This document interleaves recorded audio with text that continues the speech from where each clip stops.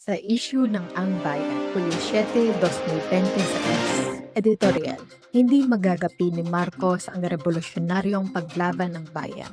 4 na taon na ang pagdurusa ng sambayanang Pilipino sa ilalim ng papel, mahirap at pasista ang rehimeng Marcos. Anumang pilit na ilarawan ni Ferdinand Marcos Jr. na umuunlad ang Pilipinas, hindi niya mapagtatakan ang katotohanang sumasahol ang kalagayan ng bansa at sambayanang Pilipino. Kaliwat kanan ang deklarasyon ng mga opisyal ni Marcos na nagagapi na ang revolusyonaryong armadong paglaban. Pero walang habas pa rin ang mga operasyong militar sa lahat ng larangang gerilya sa buong bansa. Patuloy na ginagatungan ni Marcos ang apoy ng digmang bayan. Palala ng palala ang kalagayan ng mga manggagawa, magsasaka, mangingisda at iba pang patayang uri at sektor na bumubuo ng mayorya ng mamamayan. Sa kabilang panig, ang iilang nagaharing uri, kasabwat ang imperialismong US, ay nabubundat sa yamang kinakamal mula sa pang-aapi at pagsasamantala sa masang anapawis, sa burokratikong korupsyon, pandarambong sa likas na yaman at sa pang-aagaw ng lupa at kabuhayan. Nasa bingit ang kaligtasan ng buong bansa sa pagpayag ni Marcos na gamitin ng US ang Pilipinas bilang malaking base militar. Bumubulusok ang pamumuhay ng mamamayan sa harap ng pagsirit ng presyo ng langis, pagkain at mga araw-araw na pangangailangan. Walang saysay ang mga pakitang taong hakbang ni Marcos, gaya ng mga palabas na pamimigay ng bigas at ayuda. Ang sahod ng mga manggagawa at sweldo ng karaniwang makawani ay wala ka sa kalahati ng halaga para mabuhay ng disente ang 5 kataong pamilya.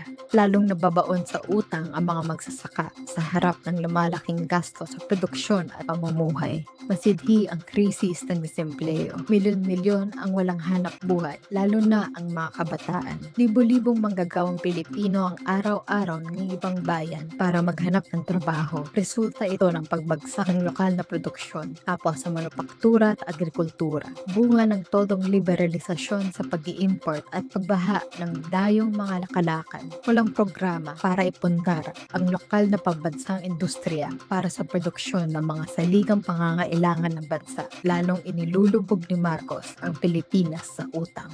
Habang ikahos ang mamamayan, walang awat ang girian ng nagriribalang paksyon para sa kurakot at kapangyarihan. Malayo pa ang eleksyong 2028 pero nagsimula na ang maniobrahan at balyahan para sagkaan ang pagtakbo ni Vice President Sara Duterte. Itinutulak ng kampong Marcos ang impeachment. Ito ay kahit pa ang tunay na hangad dito ng taong bayan ay katarungan at pagpapanagot sa lahat ng sangkot sa korupsyon at pagnanakaw sa pondo ng bayan. Higit lalo ang pinakamataas na opisyal at pasimuno ng prokrata kapitalismo na si Marcos.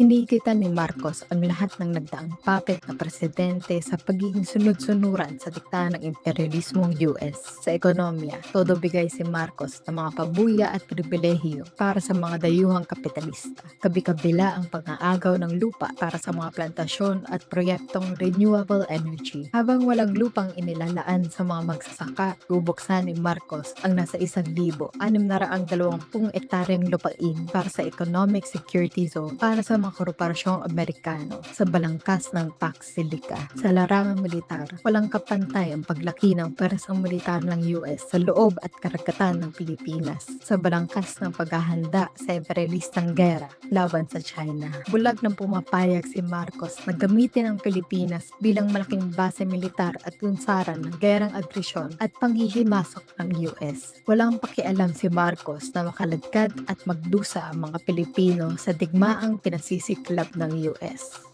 Sinusulsulan at kinagatungan ng US ang pasistang panunupi sa Pilipinas para sugpuin ang iba't ibang anyo ng anti-imperialistang paglaban ng mamamayang Pilipino, armado at hindi. Mahigit $1 bilyon ang inilaan ng US para sa Armed Forces of the Philippines o AFP sa susunod na 5 taon. Todo larga ang panghihimasok at panunulsul ng militar ng US sa gera kontra gerilya at kampanyang panunupil at pagpataw ng batas militar sa kanayunan. kanayunan sa tabing ng salaknib at iba pang military exercise. Sinusuplayan ng US ang mga unit ng AFP ng mga sandata at iba pang kagamitan. Ang maliitang mga operasyon sa desperasyong gupuin ang patuloy na paglawak at paglaganap ng BHP.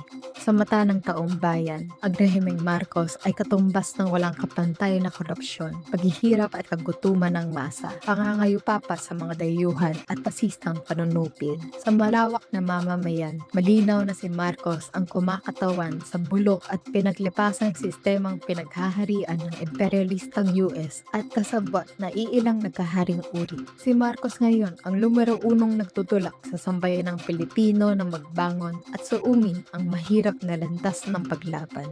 Sa iba't ibang dako ng bansa, sumisiklab ang mga pakikibaka ng masa para ipagtanggol ang kanilang lupa at tahanan, ipaglaban ang nakabubuhay na sahod, patikusin ang korupsyon, panagutin ang mga mandarambong, ipagtanggol ang kanilang karapatan, labanan ang pagsira sa kalikasan, iprotesta ang presensya ng madayuhang tropa at ipagtanggol ang kaligtasan ng bansa. Itinatayo ang kanilang mga organisasyon at sama-sama silang kumikilos para ipaglaban ang kanilang kapakanan at ang interes ng buong bayan.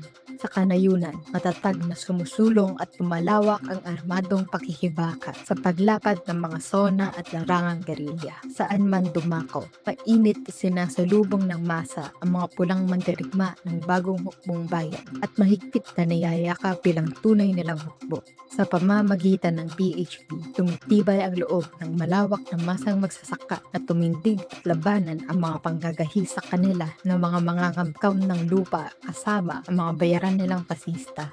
Sa harap ng dinaranas na panunupil at mga api ng sambayanang Pilipino, determinado ang partido na magsilbing pwersang nasa ubod at namumuno sa kanilang pakikibaka para wakasan ang pag-aapi, baguhin ang kanilang kabalaran at ipundar ang bagong bansang malaya at demokratiko. Sa diwa ng kilusang pagwawasto, iniaalay ng mga kadre at kasapi ng partido ang kanilang talino at buong lakas para sa adhikain ng sambayanan, nasaan man ang masa. Malalim at malawak na umuugat ang partido para gabayan sila sa pagbagtas sa landas ng paglaban.